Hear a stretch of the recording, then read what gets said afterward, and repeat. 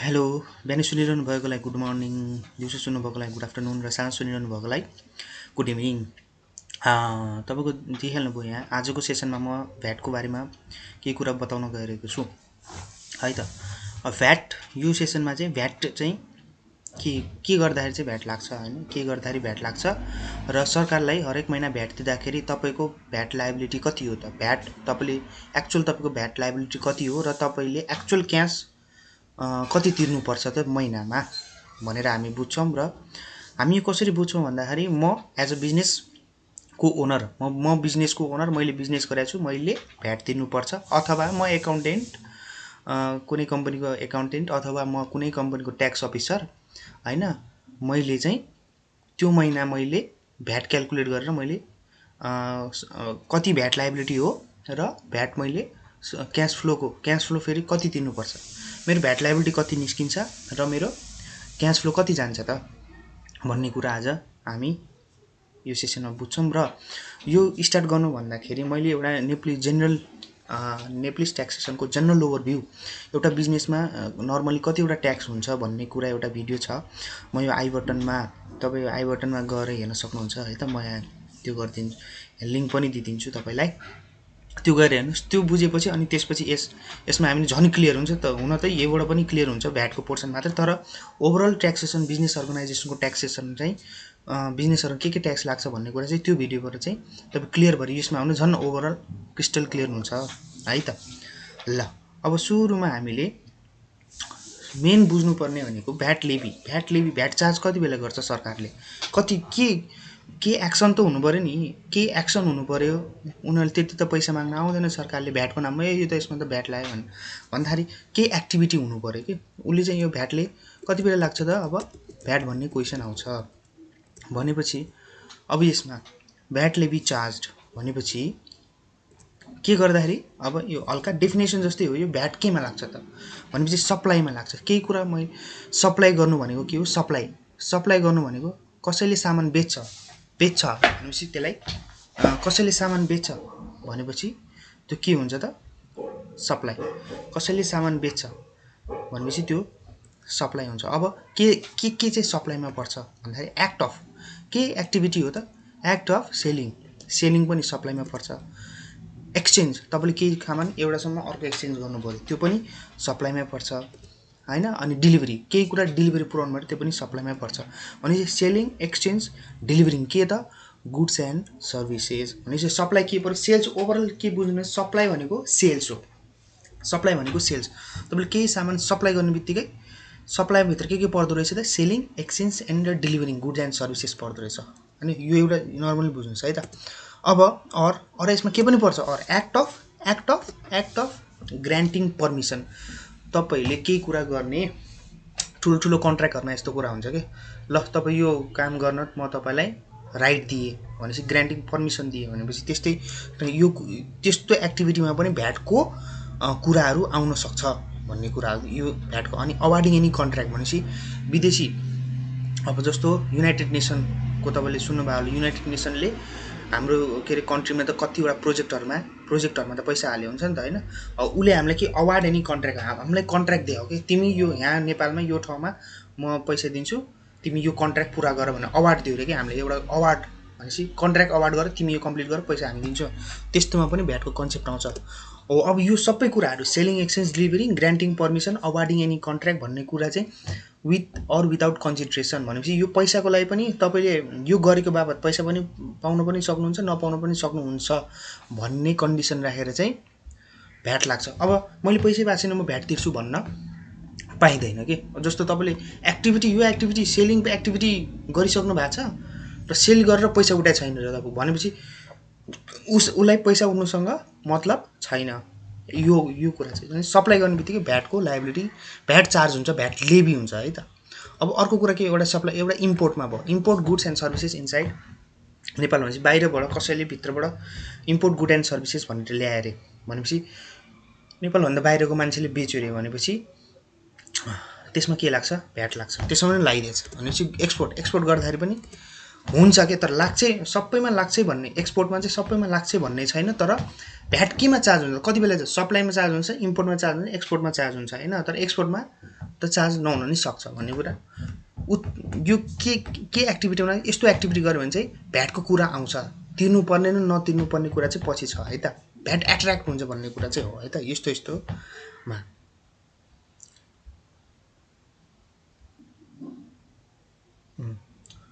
अब हामी यो त भ्याट केमा लाग्दो रहेछ त, यसमा लाग्दो रहेछ भनेर बुझ्नुभयो है त।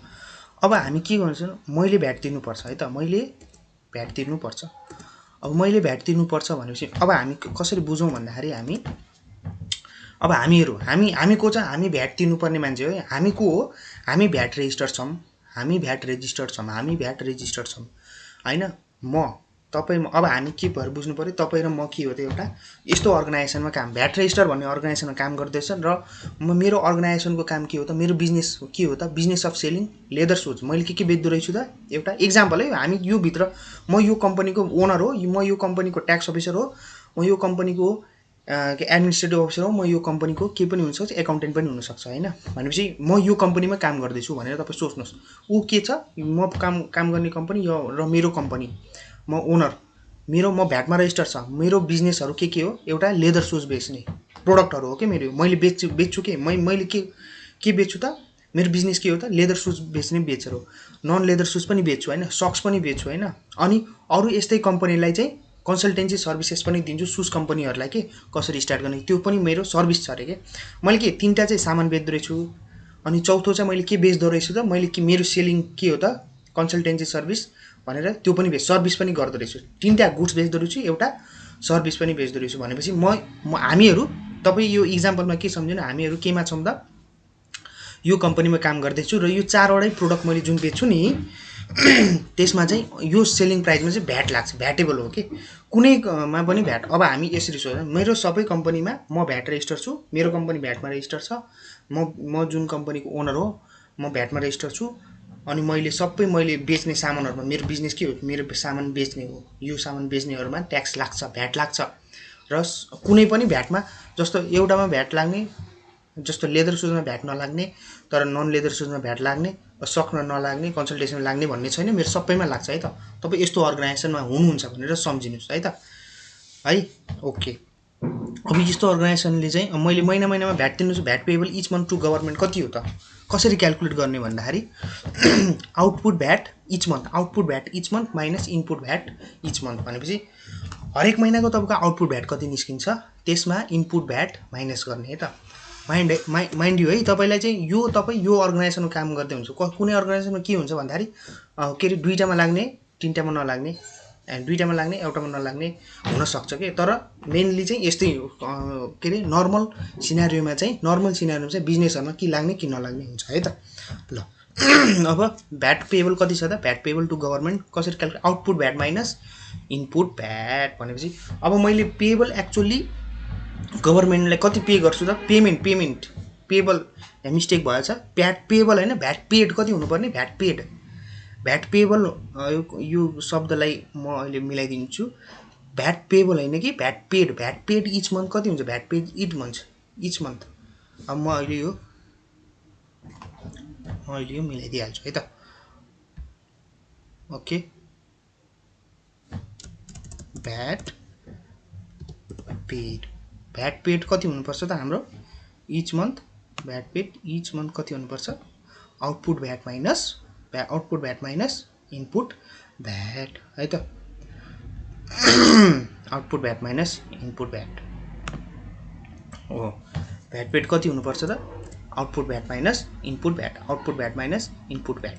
अब हामीले बुझ्नुपर्छ आउटपुट भ्याट के हो र इनपुट भ्याट के हो भन्ने बुझ्नुपर्छ। तपाईँ यो अर्गनाइजेसनमा काम गर्दै हुनुहुन्छ, तपाईँको सबै प्रोडक्टहरू के छ, भ्याटेबल छ र तपाईँ भ्याटमा रेजिस्टर हुनुहुन्छ। अब तपाईँ यस्तो बिजनेस गर्ने, यस्तो भ्याटमा रेजिस्टर भएको र सबै तपाईँको प्रोडक्टमा भ्याट लाग्ने भए चाहिँ तपाईँले हरेक महिना भ्याट पेड कति गर्नुपर्छ भन्ने कुरा हामी बुझ्न गइरहेका छौँ है त।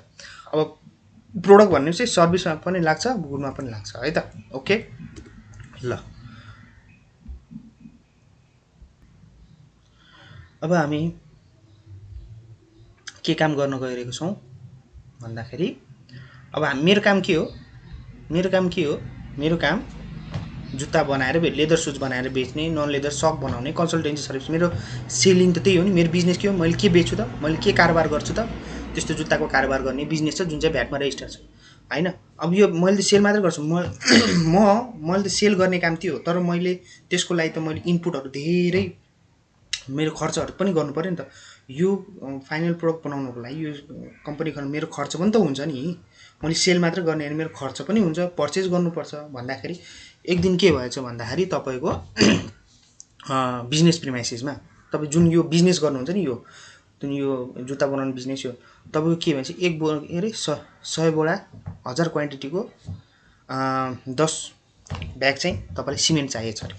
सिमेन्ट चाहियो अरे केमा चाहिँ, तपाईँको अर्गनाइजेसनको पर्खाल बनाउनु पऱ्यो अरे भनौँ न। तपाईँको बिजनेस प्रिमाइसेसमा के रिपेयर मेन्टेनेन्स गर्नु पऱ्यो अरे, त्यसको त्यो रिपेयर मेन्टेनेन्सको लागि के भयो त, सिमेन्ट चाहियो अरे है त। अब तपाईँले पर्चेस गर्नुहुन्छ, यहाँ पार्टी को छ यहाँ पार्टी को छ, यहाँ पार्टी क्रिस्टल मेटेरियलबाट चाहिँ तपाईँले यो क्रिस्टल मेटेरियलबाट चाहिँ तपाईँले के गर्नुभयो, क्रिस्टल मेटेरियलबाट तपाईँको हो, तपाईँ बिजनेस सुज सेल गर्ने व्यापारी हो, तर तपाईँलाई त्यो वर्ष काम गर्दाखेरि तपाईँले सिमेन्ट किन्नु पऱ्यो अरे, तपाईँको अफिसको पर्खाल बनाउनु पऱ्यो अरे भनेपछि यो क्रिस्टलसँग तपाईँले यो सिमेन्ट किन्नु पऱ्यो। हामी को कम्पनी, हाम्रो कम्पनीको नाम मानिलिउँ अहिले XYZ कम्पनी बायर्स नि, हामीले किनिरहेछौँ है, हामीले किनिरहेछौँ XYZ कम्पनी प्राइभेट लिमिटेड भनेर हामीले किनिरहेछौँ होइन। भनेपछि हामी कुन अर्गनाइजेसन, मेरो कम्पनीको नाम के हो, म मेरो बिजनेस ओनर, मेरो कम्पनीको नाम के हो XYZ, म एकाउन्टेन्ट, म कुन कम्पनीमा काम गर्दैछु XYZ, म ट्याक्स अफिसर, म कुन कम्पनीमा काम गर्दैछु XYZ। यो कम्पनीले कोसँग किन्यो त, क्रिस्टल मेटेरियल प्राइभेट लिमिटेडसँग किन्यो है त। यति बुझ्नुहोस् है। अब उसले चार्ज गर्यो, के चार्ज गर्यो त, यो बिल दियो, कसरी दियो त हेर्नुहोस् है, कसरी दियो त, उसको 1 लाख रुपियाँ रहेछ पैसा, सिमेन्टको 1 लाख रुपियाँ लियो, अनि त्यसमा 13% भ्याट चार्ज गर्यो है त। अनि 1,13,000 चाहिँ उसलाई मैले दिनुभयो, मैले त्यति 1,13,000 को सिमेन्ट किनेछु, पर्चेस गरेछु होइन एउटा महिना। भनेपछि यो बुझ्नुभयो। भनेपछि अब यसमा के हुन्छ त, अब यो बिल आयो, यो भ्याट बिल हो, यो भ्याट बिल मैले पाउनु पऱ्यो। यो भ्याट बिल बिना, यो भ्याट बिल भनेको अथेन्टिकेट बिल हो, यो बिल छ हेर्नुहोस् है, राम्रोसँग हेर्नुहोस् है, 1,13,000 छ भनेपछि क्रिस्टल मेटेरियल प्राइभेट लिमिटेडबाट मैले किने हो। अब ब्याक टु हाम्रो इक्जाम्पलमा जाउँ है त। ओके ल, अब हामीले यो किनेछौँ है, यो याद गर्नुहोस् है, हामीको हो सुज बनाउने कम्पनी हो है त। ल अब चाहिँ हामीले क्रिस्टल सेलर सप्लायर के छ यहाँ, सेलर सप्लायर भनेपछि म को हो, म त XYZ कम्पनी हो, हामीहरू के छौँ, हामी तपाईँ र हामी सँगै हुनु है, मसँगै हुनुहोस्। सेलर सप्लायर हामी को चाहिँ XYZ कम्पनीले क्रिस्टल मेटेरियलबाट के किने रहेछ त, 100 बोरा सिमेन्ट किने रहेछ भनेपछि के हो त, यो सिमेन्ट किनेको भन्ने मतलब यो हो नि, यो क्रिस्टल मेटेरियलबाट मैले किनेछु। उसले बिल दियो, उसले बिल कस्तो छ त, यस्तो छ बिल हो, बिल यस्तो छ। ओके, क्रिस्टल मेटेरियलको बिल यस्तो छ भनेपछि 1,13,000 चाहिँ मैले उसलाई दिनुपर्ने। अब उसले दिएपछि मैले बिल लिन्छु नि त, यस्तो भइरहेछ अहिले होइन। अब तपाईँ हेर्नु, सेलर सप्लायरले ट्याक्सेबल भ्यालु कति छ, 1 लाख, भ्याट पेएबल। अब मैले त्यो बिल उसलाई पैसा दिनु, मैले यहाँ पर्चेस गर्दा सरकारलाई भ्याटको पैसा दिए होइन कि कसलाई दिएको, सेलरलाई। उसले चाहिँ सरकारलाई त्यो जुन क्रिस्टल मेटेरियल छ नि त्यसले चाहिँ सरकारले बुझाउँछ कि उसले मबाट चार्ज गर्यो, उसले भ्याट बिल लिन्छ। मैले पर्चेस गर्दाखेरि चाहिँ भ्याट बिल तिरे होइन कि, भ्याट मलाई लाग्यो, उसले सेल बिल इस्यु गरेँ, म त्यसको पैसा तिरेँ। 1,13,000मा मैले भ्याट पनि उसलाई दियो, टोटल पैसा उसलाई दियो। ल उसको चाहिँ लाइबिलिटी हो है तिर्ने, सेलरको लाइबिलिटी हो है सरकारलाई पैसा बुझाउने।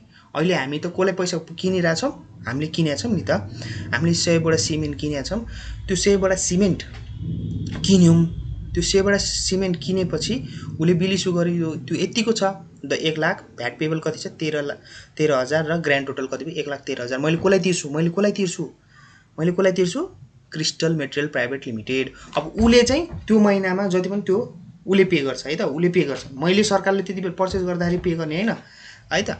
ल यो चाहिँ म यति बुझ्नुभयो है त। यो कहाँबाट आयो बुझ्नुभयो नि। हामीले के गर्यौँ, मेरो अर्गनाइजेसनमा सिमेन्ट सानो पर्खाल बनाउनु छ, मेरो बिजनेस अर्गनाइजेसन है, त्यही बिजनेससँगै हुनु पऱ्यो है फेरि काम। त्यो बिजनेस बनाउनु छ, उसले चाहिँ त्यो सिमेन्ट ल्याएर त्यहाँ अब यो खर्च ल्याउनु पऱ्यो भनेपछि भ्याट पेबल छ है त, भ्याट पेबल छ।